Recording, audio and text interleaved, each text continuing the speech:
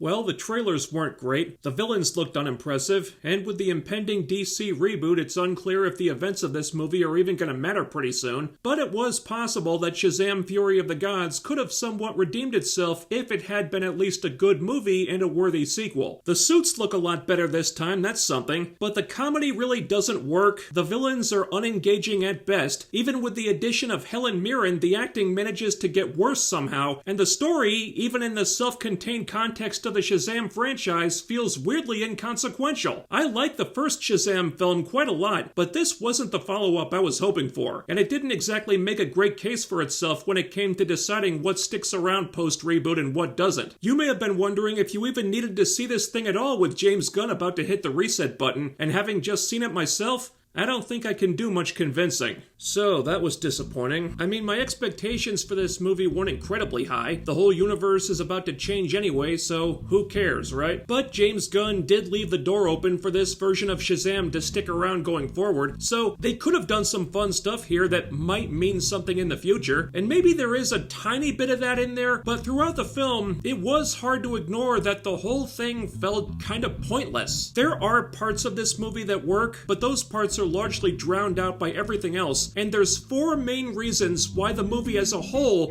doesn't. The comedy, the acting, the villains, and the story. Now, I didn't think the first Shazam was a riot or anything, but there were a few good bits in there. They didn't overdo it, and the premise itself was fresh enough that they didn't need to try too hard. But now with the sequel, the novelty of the child superhero in an adult body thing has kind of worn off. They tried to add way more comedy, and they ran into the same problem the MCU is having right now. The comedy is a lot less funny than it used to be. I think what hurts the comedy the most here is that the writers didn't have any new ideas. They got some decent laughs out of the premise in the first one. Kid superhero looks like a grown-up. I don't even know how to pee in this thing. Ha ha ha. It was a pretty good time. But the writers are still doing the same shtick in this one and doubling down on it, only now the kids are a couple years older, which is an eternity at that age, so it doesn't work as well anymore. So you end up with a lot more of the same type of jokes that you're getting a lot less mileage out of this time, which means the actors have to work that much harder to sell this stuff. So it's no coincidence that the characters who get the most jokes, Shazam, the adult version, and Freddy, the kid version, have the biggest problems with their acting here. With Freddy, I get it. He had good comedic timing in the first movie, let's give him more jokes in the sequel. But you gave him jokes that weren't funny anymore, and you can tell watching it that this poor kid is trying way too hard to make these things land. If you have to work that hard to get a laugh, odds are the joke is just not that good. And the weird thing is, when he has to do dramatic scenes, his acting is a lot better. So I think part of this was the jokes, and part of it was poor direction. Someone needed to tell him, dial it back, dude, you don't need to talk that fast, and so on. Then we've got Shazam. Again, same type of humor as last time, only this time the disconnect between the actors is that much more obvious. Because Billy the character is coming up on 18 now, and you can tell that Asher Angel is trying to play him a little more chill, a little more cool, a little more grown up. But as Shazam, Zachary Levi is overcompensating by playing him even younger than he did in the first movie. So you wind up with a Billy Batson who seems a lot more mature when he's a kid, and a Shazam who's acting like a giant doofus a lot of the time. That is not a good formula for comedy. Thankfully, the characters who get fewer jokes come off a lot better. No coincidence on that either. So the rest of the Shazam family, they're mostly fine. We spend more time with them in this one, and I like that the movie tries to give each of them a little something. Maybe not a full subplot, there wouldn't have been time for that, but they each get to do something. Even the parrots, so that's nice. Those characters I liked, Darla probably being the best. But yeah, the more comedy the characters get, the worse they come off. I would say there is one joke that I really enjoyed. It's a bit with a message written on a paper bird that Helen Mirren delivers brilliantly. The rest of it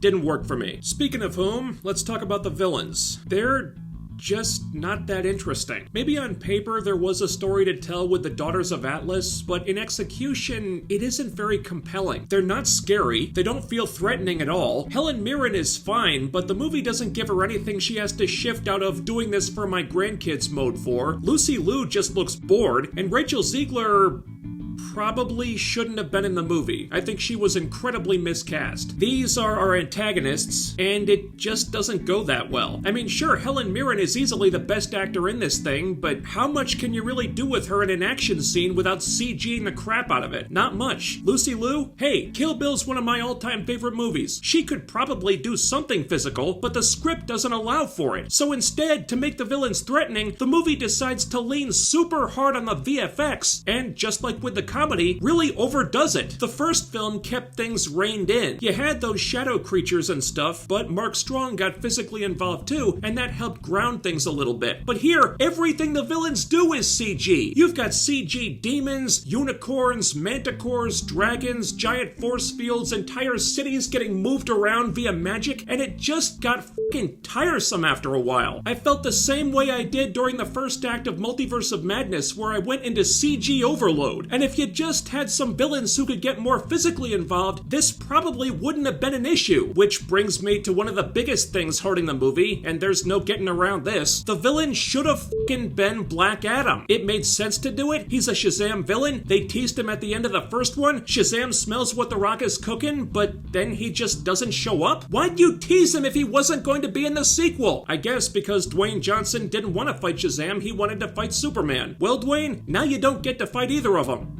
Well done. So with no Black Adam, instead we get the girl crew and a crap ton of CG, and there just isn't a lot going on there. Then we've got the story, and I don't know if it was confused about what it wanted to do or if they cut a bunch of scenes out, but a lot of it just wasn't doing it for me. There's a whole subplot with Rachel Zegler's character that felt really shoehorned in. Why is she showing up at the school? Why is this character even in the movie? I don't know, because Freddy needed a love interest for some reason, and her acting isn't great either. She seems to have no idea what to do with the character and keeps changing how she plays it depending on what scene she's in. So that whole plot felt really unnecessary, and her interacting with Freddy so much didn't do her any favors either, because he's one of the biggest recipients of all those jokes that don't work. Billy's storyline is one of those things that could have been very easily resolved with one conversation if the characters would just talk to each other, and there's a plot about the Daughters of Atlas taking back the Shazam family's powers, which you'd think would be really frightening. How do we fight the bad guys without our powers? But the movie doesn't do that much with it. The family never feels like they're really in trouble, and the whole thing just plays like a way to get them off the board for a while so Shazam can fight the big CG dragon by himself. The one positive I'll give it is that they do tone down the comedy in the third act. They start to play things more seriously, and for a little while the movie gets a lot better. The writing gets better, the acting gets better, it finally feels like there are some real stakes. So I'm watching it thinking, damn it, the story's finally clicking. Why wasn't the whole movie like this? Even though it did take most of its runtime to figure itself out, I was finally invested, and I appreciated what they did in the climax. I thought it was a pretty brave decision, and it set up a really good ending if that's the last time we see these people, or a really good cliffhanger if there's gonna be more of these movies. But then the writers just whip out some bullshit Deus Ex Machina that comes right the f*** out of nowhere and take it all back. And it didn't even make sense either. It was so dumb, some little kid in my theater even yelled out exactly why it didn't make sense. And one more thing that was really weirding me out. It's never addressed in the movie, but the actress who plays Mary is now playing her as a kid and as a superhero. So she doesn't become an adult when she transforms anymore. And I don't know why. The only thing I could come up with is that it's because she's over 18 now, but is that gonna happen to all of them? Like, once Billy's over 18, which he's almost there in this movie, do they just kick Zachary Levi out at that point? What's going on there? So a lot of the movie is pretty bland and awkward, unfortunately. And they almost partially redeemed it with the ending, but then they ruined that too by turning the whole thing into a joke again because the movie never once takes the kid gloves off. I guess because Shazam is family friendly, or for kids, they thought that meant that kids can't be challenged or shouldn't deal with anything too heavy that doesn't have jokes in it. But you know what? Kids are a lot smarter than you think. And also, kids grow up, which is something I can't say about about this movie. I really wanted to like Shazam! Fury of the Gods, but I just couldn't get there. This movie is everything it needed to not be. It's one more indictment on why the DCEU was such a mess. A reminder that anything that happens between now and the reboot probably doesn't matter that much, if at all. It's not funny, and it didn't even feel like a worthwhile ride in the context of the Shazam franchise. If they'd had Black Adam as the villain, at least they could have gone out with a bang, but Dwayne Johnson didn't want to be a villain or fight Shazam, so I guess we're out of luck. In fact, the more I think about it, the more I think Black Adam not being the villain was the root cause of all these other problems. If he had been, it would have been more serious, the action would have been better, the antagonist wouldn't have been so lame. I mean, the Black Adam solo movie wasn't good or anything, but damn, what a miscalculation this was. This needed to be a really good movie to generate any interest before James Gunn starts remolding everything, and it wasn't. Too many things about it just didn't click, and if the Shazam franchise wanted to prove that it deserves to continue on into James Gunn's DCU, that's just not what happened here. Thanks so much for watching. While you're here, do all the other YouTube things. Ding that bell icon and follow my social media to be notified when I upload new stuff. The links are down there. And most importantly, don't forget to hit that thumbs up, share the video, subscribe, and make sure you're still subscribed, because what really deserves to have all its magic stripped away and be rendered powerless and pathetic by an evil Helen Mirren is the YouTube algorithm.